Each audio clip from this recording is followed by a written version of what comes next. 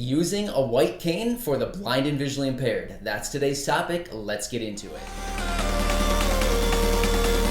Reach for the stars, 'cause we're aiming high. Hey everyone, this is Matt. Welcome back to another Blind to Billionaire video, and today's topic is using the white cane. So hey, before I get into showing you exactly how to use this thing, I'll give you a brief description of the cane and a couple of different varieties of how they come.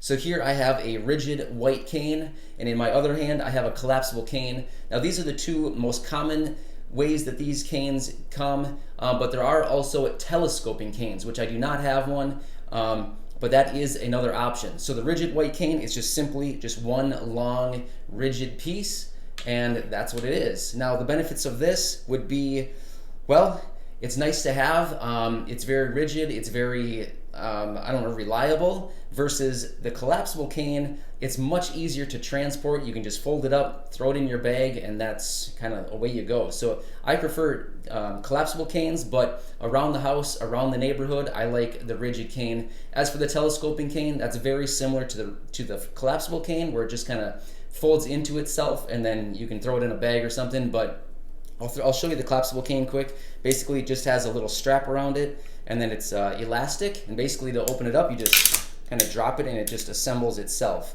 Now this cane, it's the only collapsible cane that I have. It's actually just an ID cane, so you would never typically use this one for navigation, but rather this one is just an identifier that you can carry around maybe when you're out traveling, walking around the mall, walking around anywhere, the grocery store. It's basically, like I said, just an identifier to show other people, like, hey, I'm blind, I'm visually impaired, just to let you know, whatever, this is it. So on this collapsible cane, the tip is basically, you could probably call this like a pencil tip. It's just like a plain, the cane just comes down and just basically ends. So there's not really any specific tip on the cane, nothing special about it other than just an identifier. I use this one when I go to the gym. It's easy. I just walk into the locker room with it, trailing the wall, and it just makes it really easy to just fold up, stick in my pocket when I hit the workout floor.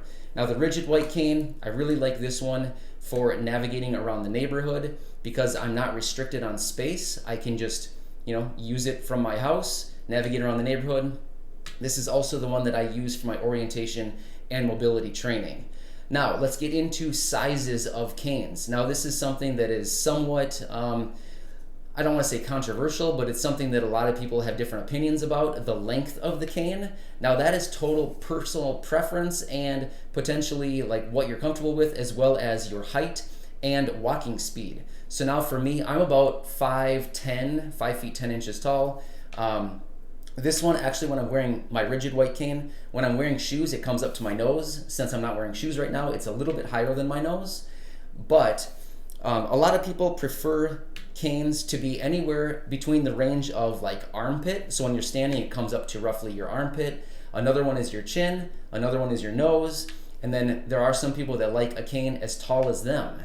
So again, total personal preference based on a lot of different factors, your height, your walking speed, and just what you prefer. I prefer a little bit longer cane because I tend to walk somewhat fast, and I like to get feedback as quickly as I can to avoid a collision.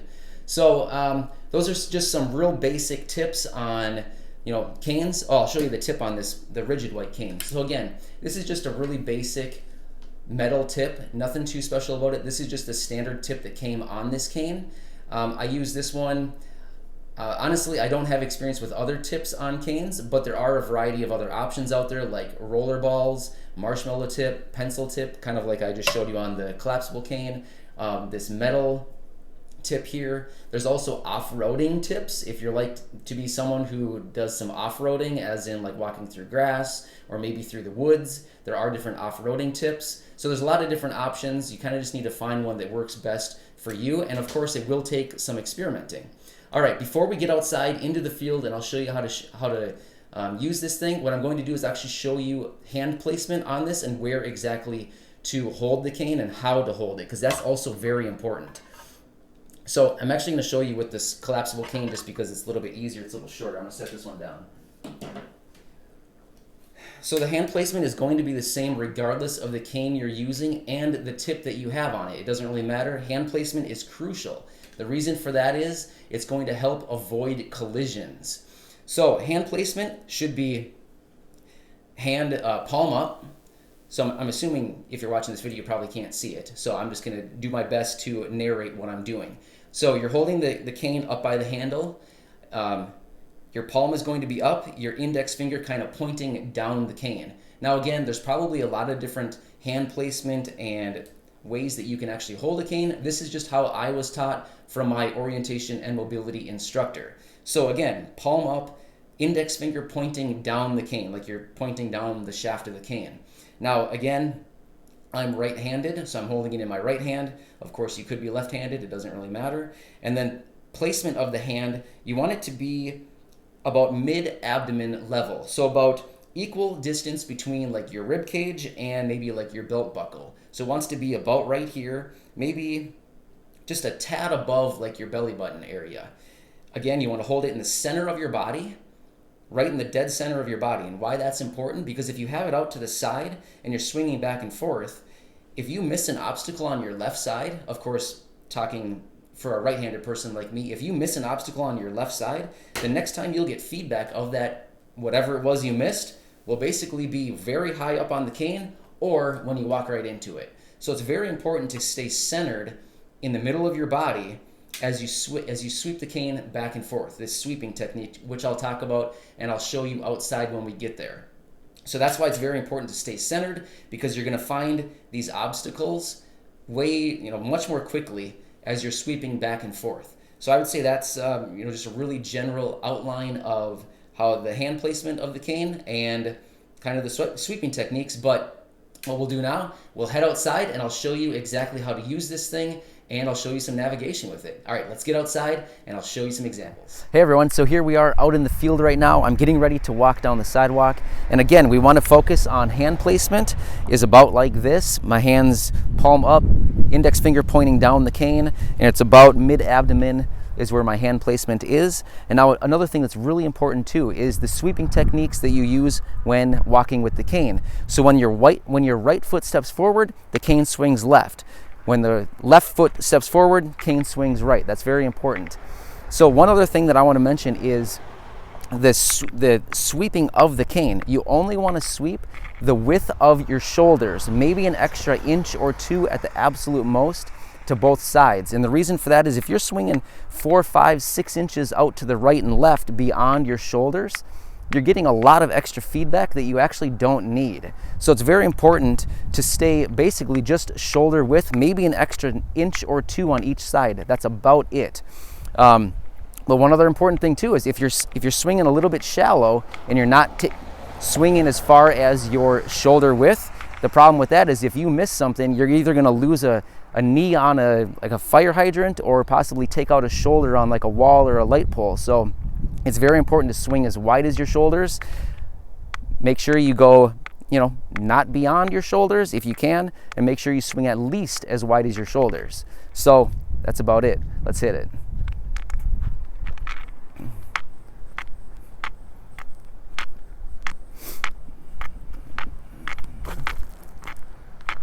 One other thing too I want to mention, I'm in Minnesota right now.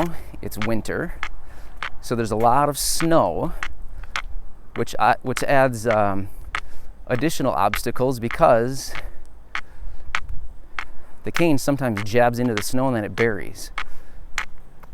So that's a little bit interesting too. So I'm just walking down a sidewalk right now. Whoa.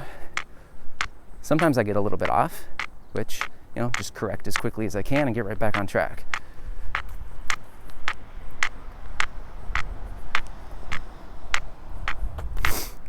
Now ice.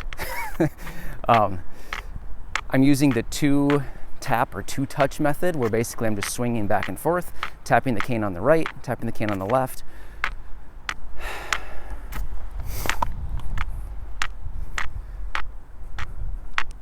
And again, there is another method which I could be using, which is constant contact, where I could have the cane tip in contact with the ground at all times, just doing a sweeping motion back and forth.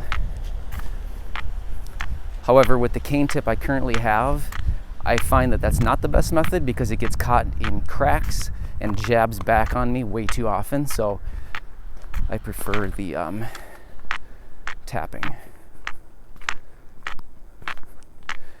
Some ice there.